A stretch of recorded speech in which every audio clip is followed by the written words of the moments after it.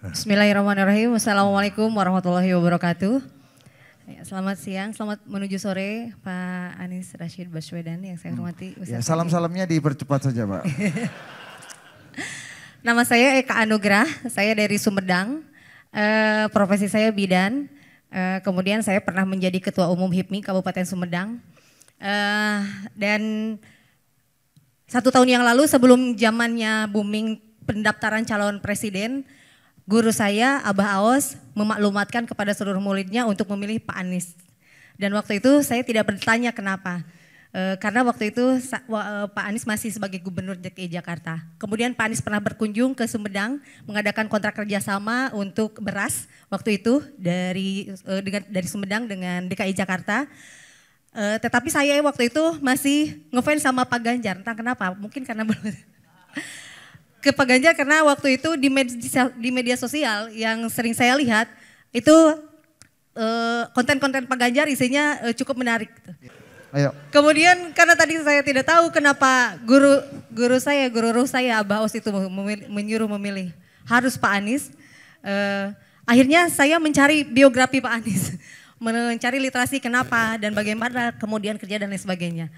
Kenapa alasannya tadi saya niat khidmat kepada guru dan saya menyerahkan semua aset yang berhubungan dengan ibu saya, anak saya, adik saya itu disumbangkan 100 mobil untuk tim pemenangan Anies kepada Laskar Santri Amin di seluruh Jawa Barat.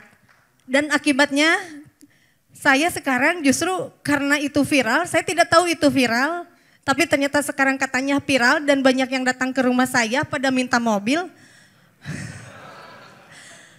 Dan banyak juga yang minta APK karena khawatirnya waktu itu tim Anies ini APK-nya paling miskin. Nah yang ingin saya pertanyakan Pak, apakah saya ini akan terjerat hukum? Katanya saya udah dilaporkan ke Bawaslu, kemudian ke aparat-aparat hukum yang lain, kemudian saya juga diaudit dan lain sebagainya.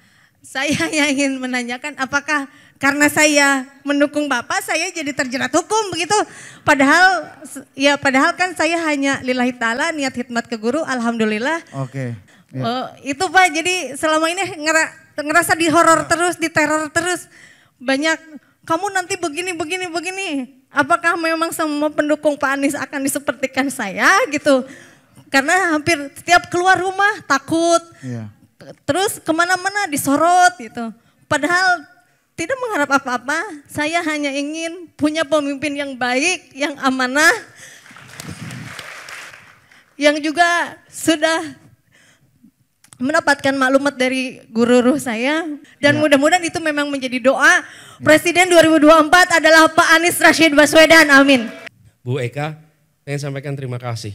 Terima kasih atas dukungan Ibu yang luar biasa, keikhlasan Ibu mendukung itu. Teman-teman sekalian, yang disampaikan Ibu Eka adalah hal yang kami sering dengar. Ini bukan barang baru Bu Eka.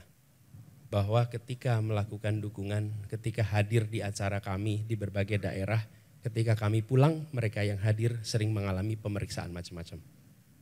Ada yang usahanya bahkan ditutup, diperiksa oleh sebuah badan tentang kontennya yang diproduksi. Dan produksinya tadi pagi saya mendengar pabriknya ditutup. Kenapa? Kita nggak tahu kenapa sebabnya.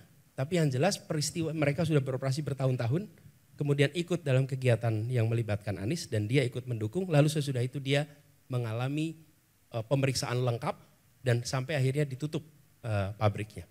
Ini true story saya tadi pagi rasakan. Dan setiap kami ke daerah kami menemukan peristiwa persis yang disampaikan Ibu Eka. Itulah sebabnya kenapa kami ingin memperjuangkan kebebasan berpendapat, kebebasan untuk berdemokrasi. Karena negeri ini sesungguhnya adalah negeri merdeka yang kita harus memberikan kesempatan pada siapapun untuk memiliki kesetaraan. Dan itu mulainya dari puncak. Bapak sekalian, kami melihat bahwa demokrasi itu memberikan ruang kepada perbedaan pilihan. Dan ketika ada perbedaan pilihan, negara harus mengambil sikap netral atas perbedaan pilihan itu. Kalau negara tidak mengambil sikap netral, maka kita bukan lagi demokrasi. Jadi perjuangan kami sekarang itu malah menjadi makin yakin bahwa kita berjuang untuk mengembalikan agar demokrasi yang sesungguhnya bisa hidup di negeri ini. Bukan demokrasi yang semu seperti ini. Jadi Bu, apa yang Ibu kerjakan, apa yang Ibu alami itu dialami semua. Ibu, kita berjuang sama-sama di sini dan menurut saya seluruh rakyat Indonesia seharusnya memiliki kebebasan. Mau pilih nomor 1 boleh, mau pilih nomor 2 boleh, mau pilih nomor 3 boleh, dan negara tidak boleh memberikan sanksi, tidak boleh bersikap tidak netral atas itu semua. Dan mudah-mudahan Ibu di Sumedang dengan Ibu bicara di sini, mudah-mudahan tekanan-tekanan pada Ibu itu malah justru berkurang, tidak bertambah. Kalau bertambah, laporkan, kita akan ceritakan kepada rakyat Indonesia semua bahwa ada orang yang menjalankan haknya lalu kemudian diproses.